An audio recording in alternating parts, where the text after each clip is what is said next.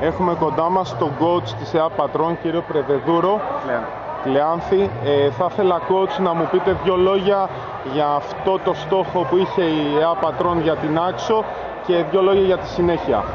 Κοίτα, ο στόχος της ΕΑΠ για την Άξο, το παιχνίδι με την Άξο, ήταν μια καλή εμφάνιση και ότι μπορέσουμε να πάρουμε από αυτή την εμφάνιση. Τα πράγματα δεν πήγαν όπως τα περίμενα εγώ, όπως κάναμε την τακτική μας. Παίξαμε πολύ νοθρά, οχνά, δεν πήγαινε τίποτα από ό,τι είχαμε πει να κάνουμε και δικαίως η Νάξο κέρδισε 3-0. Ήταν και πάρα πολύ καλή ομάδα.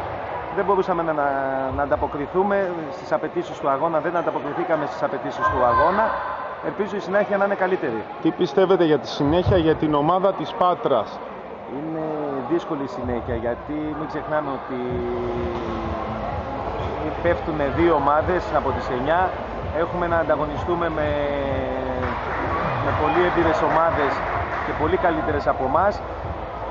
Απλώς, όπως σας είπα και πριν, ο στόχος ο δικός μας είναι σε κάθε παιχνίδι να προσπαθούμε να παίζουμε όσο το δυνατόν καλύτερα για να μπορούμε να παίρνουμε είτε το βαθμό της νίκης είτε ένα βαθμό, δηλαδή στο tie break, τουλάχιστον να παίρνουμε κάποιους βαθμούς. Να μην παραδεινόμαστε δηλαδή σε κάθε παιχνίδι με κατεβασμένα τα χέρια. Ωστόσο, καταφέρετε και πήρατε το τοπικό ντέρμπι. Ναι. Και πιστεύω ότι αυτό δεν ήταν διόλου τυχαίο. Τι πιστεύετε από εδώ και πέρα, έχετε τη δυνατότητα να χτυπήσετε με αυτό το υλικό κάποια άλλη ομάδα? Έχουμε. Γιατί άμα ήσασταν στα δύο προηγούμενα παιχνίδια στην Πάτρα, δεν μιλάω για το τοπικό ντέρμπι, μιλάω με τους Ίωνες και με την Θέτιδα. Με τους Ίωνες μπορεί να χάσαμε 3-1, να μην πήραμε βαθμό, αλλά μπορούσαμε κάλλιστα να πάρουμε είτε τους δύο βαθμούς είτε τον ένα βαθμό. Δηλαδή να το πάμε το παιχνίδι στο tie break, να το κερδίσουμε, γιατί παρόλο που χάσαμε είχα μείνει πολύ ευχαριστημένος από την απόδοση της ομάδας.